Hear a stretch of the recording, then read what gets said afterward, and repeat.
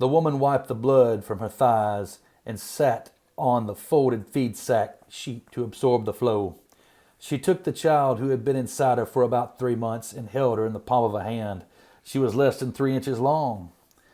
The woman's stomach still hurt from where the man had kicked her, her hip bruised from the fall. She wrapped the tiny fetus in a newspaper and placed her in the Hills Brother coffee can and hid the can in the back of the dresser drawer. She wrapped herself with the string quilt and lay down next to the man and tried to sleep. She woke up early and decided to make soup. The tomatoes were as tasty as they were when they were harvested in the August sun, as fresh as when the jars cooled on the kitchen table, their lids popping at intervals through the night. All the kids and the man loved tomato soup, especially with cornbread, and especially on a winter afternoon. The two girls and the younger boy pulled the bowls close, crumbled the pone in the bowl, and blew the steam away. Even in the drafty kitchen so far away from the fireplace, the soup was too hot to eat without cooling breath.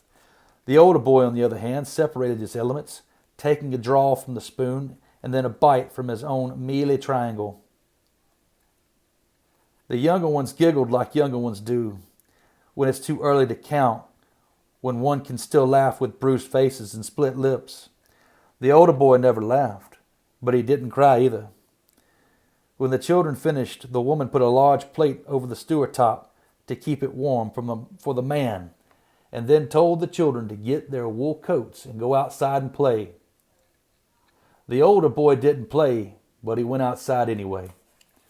About an hour later, the man awoke and went into the kitchen, his hair matted, his body and clothes still smelling of the foul sugar cane called buck by the locals. The man said nothing about last night to the woman. In fact, he said nothing at all. He sat on the table and waited. The woman removed the plate from the stew and stirred the soup. Its surface had already congealed. From a deep pocket in her calico dress, the woman produced a small clear vial filled with white crystals and sealed with a cork. She ladled the soup into a bowl, her mother's Sevres china. She removed the cork from the small clear vial and watched the crystals disappear into the soup surface.